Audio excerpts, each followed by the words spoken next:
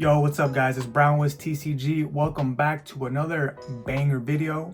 Today we are going over none other than Yellow-Green Law against Shanks. I'm sure a lot of you guys know that Shanks is one of the best decks in the meta right now. Super strong, super overpowering with his leader ability and really good cards, rushers, removal, 2Ks, blockers that destroy cards.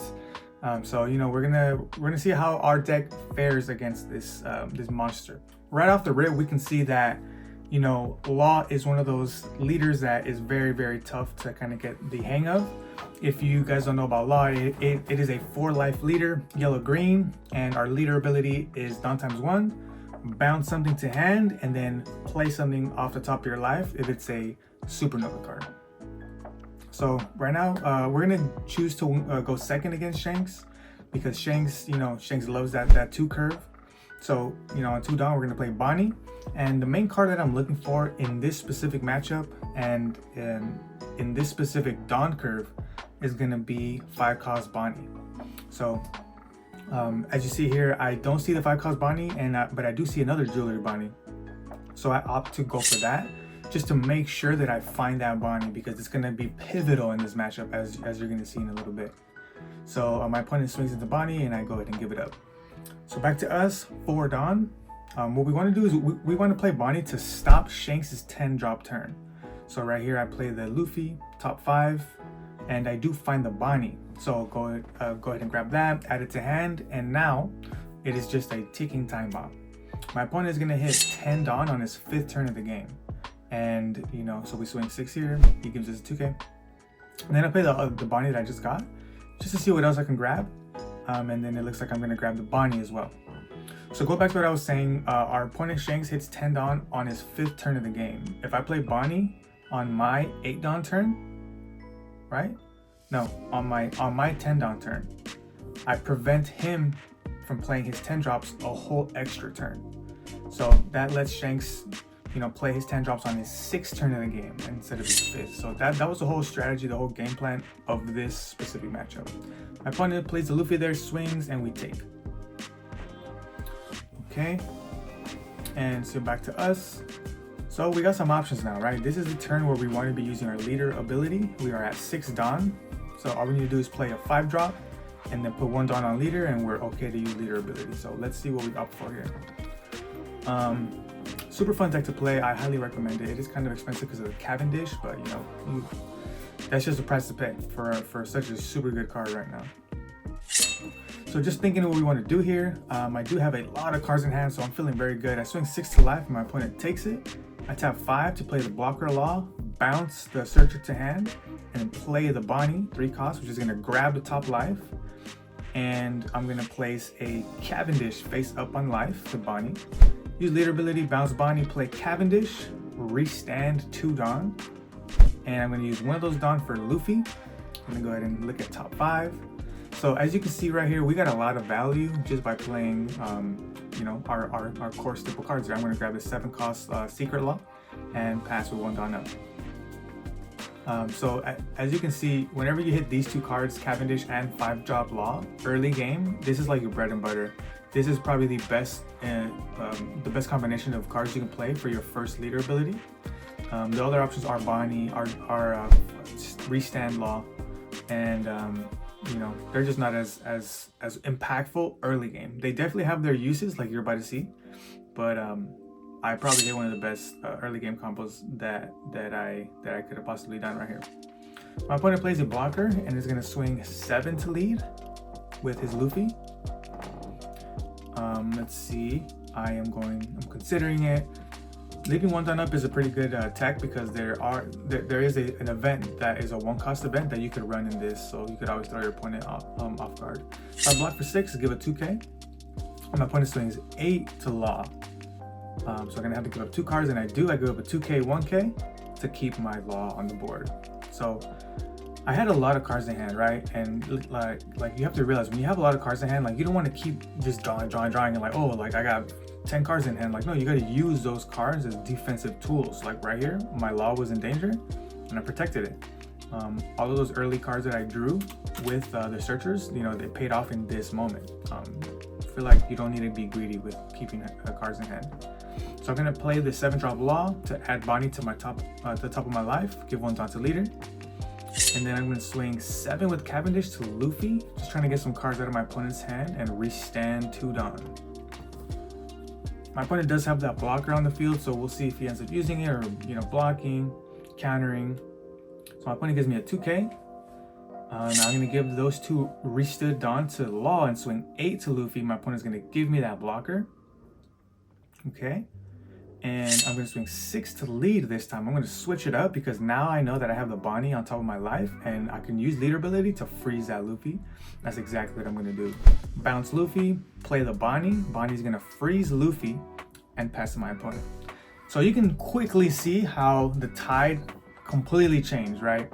I give up cards in hand to protect the Law, right? I give up a 2K and then I give up a 2K 1K.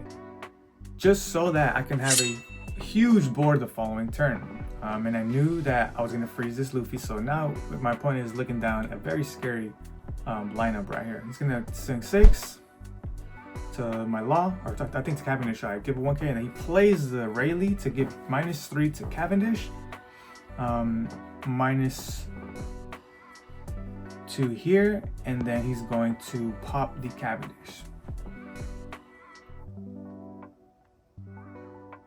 I almost wonder if he could have played the Rayleigh first and then swung 6 into 3 and then, you know, KO'd the other one.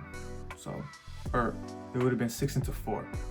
Maybe he would have gotten 2 KOs if he would have done that first. But he didn't, and you know, we managed to just get away with only losing 1, our Cavendish, which is, you know, it sucks for sure because Cavendish is one of our best cards in the deck. But you know, if he has to go, he's got to go. There is a way we can protect him though, with the new Tashigi, and I run 4 of those. So definitely, if you see a Tashigi and a Cavendish, like, oh man, it feels really, really good. So I'm gonna swing 9 to the Luffy, and my opponent is going to give that. I have a full 10 Dawn up, so we can do a lot of stuff right now. Let's see what we opt for. Attach 1 Dawn to leader, and I'm gonna swing 6 to lead. My opponent's gonna give me a 2K. Okay, I am seeing what I want. There's still, I can swing with my blocker here. I'm not really in danger because I have 2 lives, so I'm okay with swinging with my blocker. So I'm gonna swing just a straight 6 to lead. My opponent is gonna take that one, leaving him at 3 life. Okay, so it looks like I tap 5 to restand my blocker, and I swing another 6K. Just thinning out my opponent's hand here, slice by slice. My opponent takes, bringing him down to 2 life. It means I have 5 Dawn left. No, I have 4 Dawn left. I tap 3 for the Bonney, which is gonna grab my top life, and then put another Bonney freezer on the top of my life.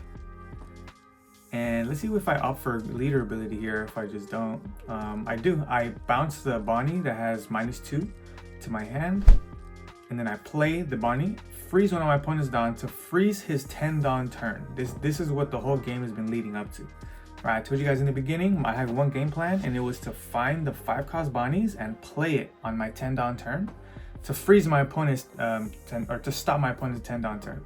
And I passed with another with 1 Dawn up, and then, you know, back to my opponent. So this is a really good situation, potentially putting me in a winning turn the following turn, depending on what my opponent has here. He cannot play the 10-drop the 10-drop Shanks. He can't play the 10-drop Roger if he runs it. He could only play a 9 cost or below, but I don't think he runs 9 costs, so it's going to be an 8 or below. So my opponent's going to swing 8 to my blocker Law. And I'm realizing, right, like if I pitch cards out of hand, I could potentially win next turn. So I'm going to go ahead and do that. I pitch a 2K, 1K, anticipating that he's going to use a Rayleigh because, you know, it's either a Rayleigh or a Dragon. So he plays a Rayleigh, minuses 3 to Law. Oh, I think I give a Tashigi in hand because I miscalculated the first hit. So I just gave an extra cushion in the counter.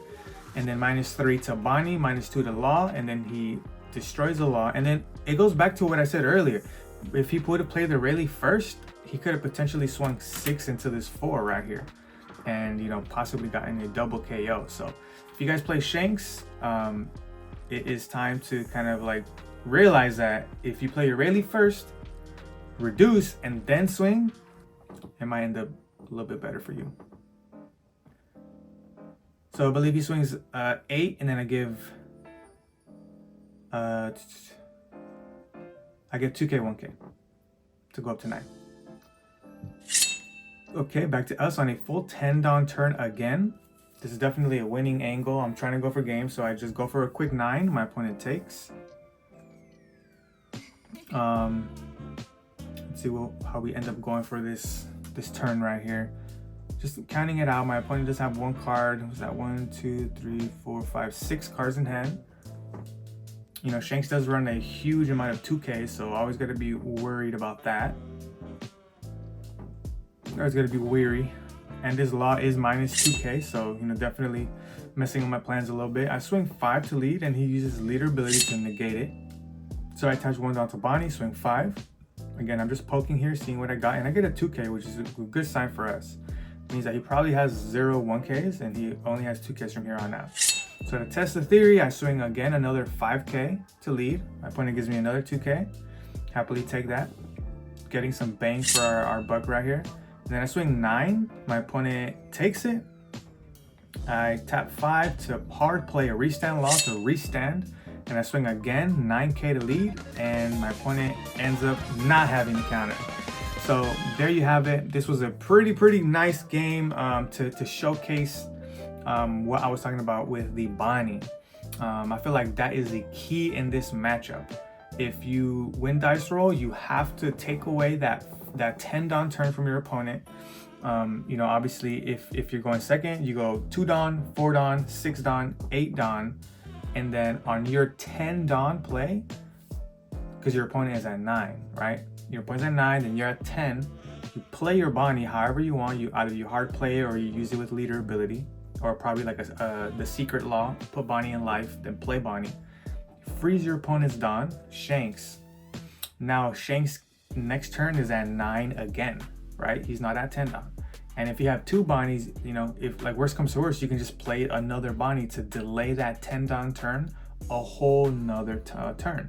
So potentially, you know, Shanks, if you force Shanks to go first, they go 1 Don, 3 Don, 5 Don, 7 Don, 9 Don. And if you freeze it, 9 Don, and you freeze it again, 9 Don. You have the chance with 2 Bonnies to delay Shanks from playing his 10 drops for 7 turns. Well, not 7 turns, because they would play it on their 6th turn. You freeze that. 1, 3, 5, 7, 9, 10, 12. No.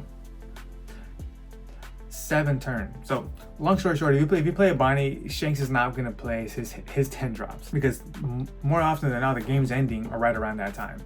Especially if you're playing a rush aggressive deck like, well, I wouldn't say rush, just an aggressive board spam deck like Yellow Green Law. This is definitely the game plan if you guys want to win against Shanks. If on the reverse, if you have Shanks, well, if you're playing against Shanks and they win the dice roll and they go second, then you're going at 1 Don, 9, 1, 3, 5, 7, 9. On your 9 Don turn, you need to play the Bonney, because you can still stop your opponent's 10 drop turn, right? It's not the end of the world. They just probably would have a better 8 curve, because you know on the 8 they just hard play the Rayleigh, but you still have ways to stop that 10 Don turn even if you lose dice roll. But you know, there you have it. This was a pretty good game to showcase the different tools that we can do with Yellow Green Law, and you know, show that we can get some wins off some of the top decks in the meta right now. So thank you guys for watching. If you guys liked it, please leave a comment, leave a like. It definitely helps with the video if you guys engage right down in the comment section. Subscribe if you haven't subscribed already. Appreciate you guys for watching. And you know, if you guys have any questions about this specific deck or you know options, you know, go ahead and let me know in the comments as well. I'll be reading all those after the video. And as always, I'll catch you guys on the next one. Later.